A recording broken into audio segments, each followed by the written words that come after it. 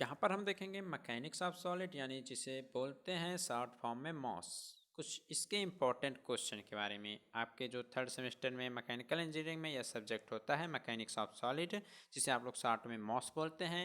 इसके हम 15 plus most important question के बारे में आज जानने वाले हैं। ये देखिए केवल लिखा गया है 15 प्लस, लेकिन आपके लगभग 20 प्लस क्वेश्चन इसमें हम कवर करेंगे। इसके अलावा किस चैप्टर से आपके न्यूमेरिकल क्वेश्चन पूछे जाते हैं, कहाँ से अधिक आपके न्यूमेरिकल क्वेश्चन पूछे जाते हैं, उन सब के बारे में भी हम बीच बीच में बातचीत करते रहेंगे। एंड जितने भी क्वेश्चन प्रीवियस ईयर के हैं उन सब के भी बारे में बातचीत हम यहाँ पर करने वाले हैं। तो दोस्तों आप लोग इस वीडियो को प्रारंभ से लेकर अंत तक जरूर देखेगा। अगर कहीं पर कोई भी कन्फ्यूज़न होता है तो आप हमसे कमेंट करके पूछिएगा। इसके अलावा आप लोग टेलीग्राम हमारा ज्वाइन कर सकते हैं। जो टेलीग्राम चैनल है उसका लिंक हम इस वीडियो के डिस्क्रिप्शन बॉक्स में दे देंगे। एंड आप लोग हमें इंस्टाग्राम पर भी फॉलो कर सकते हैं, उसका लिंक भी इस वीडियो के डिस्क्रिप्शन बॉक्स में दे देंगे। तो चलिए इस वीडियो को करते हैं स्टार्ट। लेकिन अगर अभी तक आपने हमारे चैनल को सब्सक्राइब नहीं किया है तो चैनल को सब्सक्राइब कर लीजिएगा, साथ में बेल आइकन प्रेस जरूर कर लीजिएगा ताकि इसी तरह की वीडियो रेगुलर आप तक सबसे पहले पहुंचती रहे। चलिए स्टार्ट करते हैं। इसमें हम कुछ 15 प्लस इम्पोर्टेंट क्वेश्चन के सीरीज ली है, जिसमें से आपके अगर सभी क्वेश्चन आपके तैयार रहते हैं तो आपके लगभग 35 प्लस मार्क्स आ सकते हैं आपके एग्जाम में। बैक तो आएगा नहीं अगर इन सभी क्वेश्चन को आप ध्यान से पढ़कर जाते हैं तो।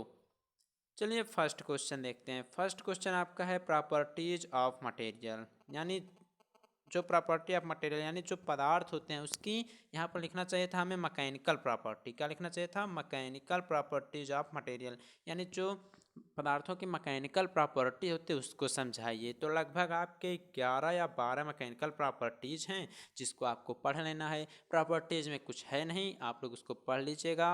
वहाँ से हर साल आपका 3 या 4, 12 है उसमें से 3 या 4 दे देगा, कह देगा निम्न पर टिप्पणी लिखिए, एंड वहाँ से आपका 5 नंबर मिल जाता है। तो अभी कुछ इम्पोर्टेंट जो हैं उसके बारे में हम थोड़ा बता देते हैं कि कौन कौन सी प्रॉपर्टी इम्पोर्टेंट है, कौन कौन सी प्रॉपर्टी आपकी बार बार पूछी जाती है आपके एग्जाम में। तो इसमें एक प्रॉपर्टी आपकी आती है क्रीप, जो कि बार बार पूछी जाती है। तो आप लोग इंग्लिश वर्ड ध्यान रखा करें क्योंकि इसका हिंदी शायद होता है सरपड़।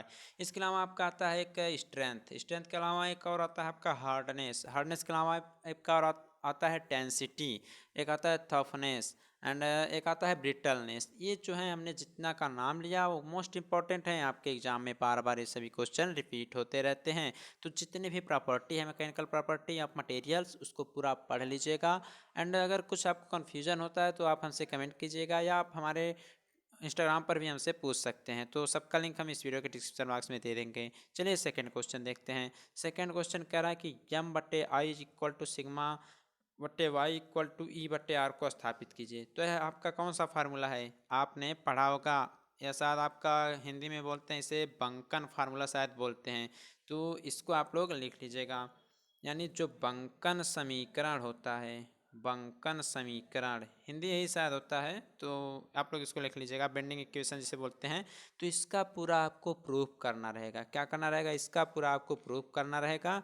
तो इसको आप लोग जरूर पढ़िएगा, 5 नंबर में यह क्वेश्चन आपके एग्जाम में पूछा जाता है, ठीक ना। चलिए नेक्स्ट क्वेश्चन कहते हैं T by J equal to Q by R equal to G theta upon L. इसको भी स्थापित करना है, आपका टॉर्सनल इक्वेशन होता है। तो इस क्वेश्चन को जरूर पढ़िएगा। ये दोनों क्वेश्चन जो हैं मोस्ट इम्पॉर्टेंट हैं आपके एग्जाम के लिए। बार बार ये सभी क्वेश्चन जो हैं रिपीट होते रहते हैं, इसका डेरिवेशन बार बार आपके एग्जाम में पूछा जाता है। चलिए नेक्स्ट क्वेश्चन देखते हैं। नेक्स्ट क्वेश्चन आपका यह है कि एमएस और कास्ट आयरन के लिए स्ट्रेन स्ट्रेस डायग्राम बनाइए। यानी जो आपकी माइल्ड स्टील होती है और जो आपका ढलवा लोहा होता है, यानी जिसे आप लोग बोल सकते हैं कास्ट आयरन, ठीक ना, या भंगुर पदार्थ के लिए, मतलब माइल्ड स्टील एंड भंगुर पदार्थ के लिए आपका स्ट्रेन स्ट्रेस डायग्राम बार बार पूछा जाता है। तो आप लोग उस क्वेश्चन को भी ध्यान से पढ़िएगा। सिविल मैकेनिकल दोनों में यह क्वेश्चन पूछा गया था पिछली बार। नेक्स्ट क्वेश्चन कह रहा है निम्न को परिभाषित कीजिए। तो देखिए जितने भी ये सब परिभाषित करने वाले हैं ये सब में पूछा जाता है कि टिप्पणी लिखिए, तो आप लोग इन सभी क्वेश्चंस को ध्यान से पढ़िएगा, क्योंकि जो टिप्पणी वाले क्वेश्चन होते हैं उसमें 3 दे देता है, आपको लिखना रहता है और 5 नंबर वहाँ से आपके मिलते हैं। तो फर्स्ट है आपका फैक्टर ऑफ सेफ्टी, जिसे आप लोग सुरक्षा गुणांक बोलते हैं, तो इसको भी आप लोग लिखिएगा, पूरा अच्छी प्रकार से तैयार कीजिएगा। उसके बाद आता है थर्मल स्ट्रेस एंड स्ट्रेन क्या होता है, यानी उसमें प्रतिबल एंड उसमें विकृति क्या होती है। उसके अलावा आता है आपका स्ट्रेन एनर्जी यानी विकृत ऊर्जा क्या होता है। उसके बाद proof resilience and modulus of resilience, ये दोनों क्वेश्चन बार बार रिपीट होते रहते हैं, इसको थोड़ा ध्यान से पढ़िएगा। नेक्स्ट आपका आता है section modulus and neutral axis, यानी सेक्शन मॉडुलस क्या होता है और उदासीन अक्ष क्या होता है। ये सभी क्वेश्चन भी आपके एग्जाम में रिपीट होते रहते हैं। इसके अलावा मोस्ट इंपॉर्टेंट क्वेश्चन है जो आपका सिलेंडरनेस रेशियो, जिसे आप लोग तनुतानुपात बोलते हैं, and short and long column जो होता है, और समतुल्य लंबाई। ये क्वेश्चन बार बार आपके एग्जाम में रिपीट होते हैं। मतलब इसमें हमने जितना भी इम्पोर्टेंट क्वेश्चन लिया है मोस्ट इम्पॉर्टेंट हैं, इनको आप लोग जरूर पढ़ कर जाइएगा। अभी लास्ट तक हम ये भी बता देंगे कि न्यूमेरिकल कहाँ कहाँ से आपके पूछे जाते हैं। फिर उसके बाद आता है प्रतिबंकन बिंदु, जिसे आप लोग point of contraflexure बोलते हैं, ये क्वेश्चन भी पूछा जाता है। And buckling load and crushing load, बहकाव भार जिसे आप लोग बोलते हैं, एंड फेलोर जिसे बोल सकते हैं क्रशिंग लोड, ये भी बार बार आपके एग्जाम में पूछे जाते हैं। तो हमने आपसे क्या कहा, जितने भी क्वेश्चन लिए गए हैं मोस्ट इंपॉर्टेंट हैं आपके एग्जाम के लिए, तो इन सभी क्वेश्चन को आप लोग ध्यान से पढ़कर ही एग्जाम देने चाहिएगा। चलिए नेक्स्ट क्वेश्चन, ये है आपका जो लास्ट चैप्टर है थिन एंड सिलेंडर से, वहाँ से एक क्वेश्चन पूछा जाता है कि जो थिक एंड थिन यानी जो पतले एवं मोटे सेल्स होते हैं उसमें क्या क्या डिफरेंस होता है, उसको आप लोग लर्न कीजिएगा। नेक्स्ट आपका है आयलर एवं रैंकिन गार्डन फार्मूला लिखिए। तो जो आपका कॉलम एंड स्ट्रट वाला चैप्टर है उसमें से यह क्वेश्चन पूछा जाता है कि आयलर फार्मूला क्या है और रैंकिन गार्डन फार्मूला क्या है। डेरिवेशन तो बहुत सिंपल है इसका, तो आप लोग इसको भी कर लीजिएगा।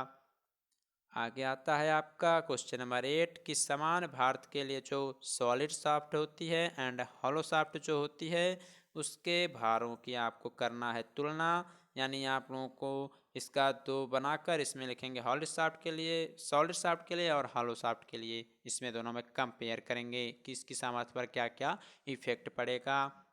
नेक्स्ट आपका आता है सरल बंकन सिद्धांत में की गई अवधारणाओं को बताइए, यानी जो सिंपल बेंडिंग इक्वेशन है उसमें कुछ वो क्या बोलते हैं रूल दिए गए हैं, उसको पूरा आपको डिफाइन करना यानी लिखना है। तो ये क्वेश्चन मोस्ट इंपॉर्टेंट है, बार बार आपके एग्जाम में पूछा जाता है। देखिए जितने क्वेश्चन हमने लिए हैं सभी क्वेश्चन मोस्ट इंपॉर्टेंट हैं, हम ये नहीं कह सकते हैं कि कौन सा क्वेश्चन इंपॉर्टेंट नहीं है, क्योंकि ये सभी क्वेश्चन आपके एग्जाम में बार बार रिपीट हुए हैं और बार बार आपके एग्जाम में पूछे भी गए हैं। चलिए नेक्स्ट देखते हैं कि जो कैंटिलीवर बीम होती है उसके फ्री एंड पर अगर कोई पॉइंट लोड लगा हुआ है तो उस समय उसमें जो स्लोप एंड डिफ्लेक्शन होता है उसका पूरा फार्मूला आपको डिराइव करना है। मान लीजिए कोई कैंटिलीवर बीम है, इसके फ्री एंड पर यहाँ कोई लोड लगा है, तो इसमें बीम में क्या क्या स्लोप होगा क्या डिफ्लेक्शन होगा उसका पूरा आपको डेरिवेशन करना रहेगा। और ध्यान रहे इस चैप्टर से स्लोप एंड डिफ्लेक्शन चैप्टर से आपके न्यूमेरिकल क्वेश्चन भी पूछे जाते हैं। स्लोप एंड डिफ्लेक्शन चैप्टर से आपके न्यूमेरिकल क्वेश्चन भी पूछे जाते हैं। इसके अलावा अगर हम बात करें shear force and bending moment के चैप्टर, जो आपका शियर फोर्स है एंड आपका है bending moment, shear force and bending moment, इस चैप्टर से भी आपके न्यूमेरिकल क्वेश्चन पूछे जाते हैं। तो ध्यान से आप लोग पढ़िएगा, इस चैप्टर से भी आपके न्यूमेरिकल क्वेश्चन पूछे जाते हैं। इसके अलावा न्यूमेरिकल क्वेश्चन की बात करें तो जो आपका चैप्टर होता है कॉलम, जो आपका चैप्टर होता है कॉलम एंड स्ट्रट, वहाँ से भी आपका एक ना एक न्यूमेरिकल क्वेश्चन जरूर पूछा जाता है। तो इन सभी चैप्टर्स के न्यूमेरिकल क्वेश्चन पर आप लोग ध्यान दीजिएगा, ठीक है ना। एंड और अगर बात कर लें न्यूमेरिकल क्वेश्चन की तो जो बीम वाली चैप्टर्स हैं यानी बेंडिंग स्ट्रेस जो है वहाँ से समझ लीजिए न्यूमेरिकल क्वेश्चन तो आपका पूछा ही जाता है। और इसके अलावा जो स्ट्रट वाला बता दिया हमने वहाँ से भी पूछा जाता है।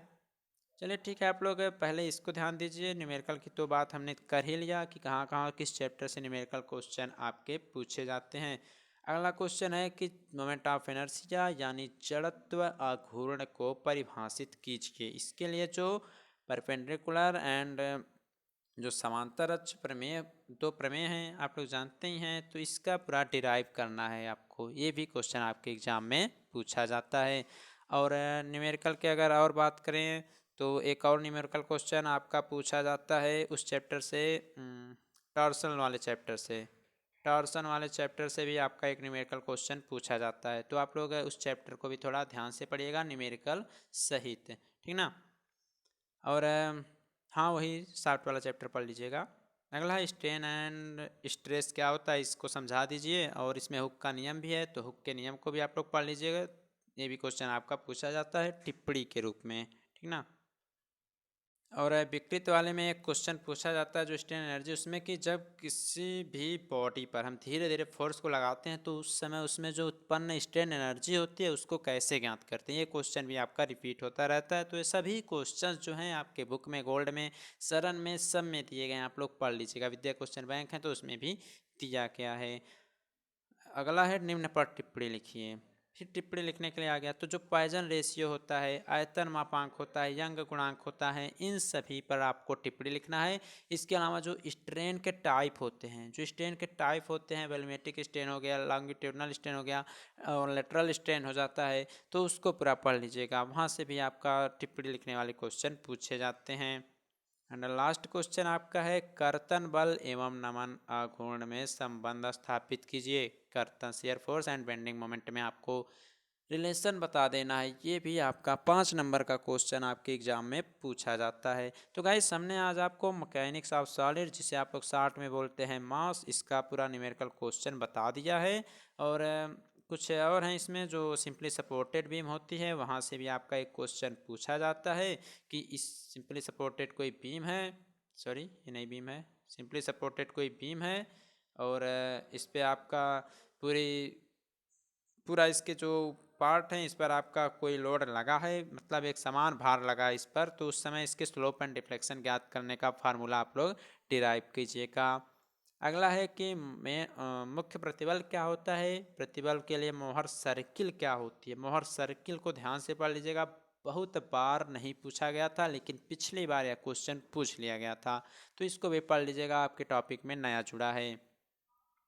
अगला है यम बराबर E I into d two I upon d x square को स्थापित कीजिए। ये भी जो है स्लोप एंड डिफ्लेक्शन वाले चैप्टर से ही लिया गया है, तो ध्यान रहे स्लोप एंड डिफ्लेक्शन वाले चैप्टर से न्यूमेरिकल भी पूछे जाते हैं एंड थियोरेटिकल पार्ट भी वहाँ से पूछे जाते हैं।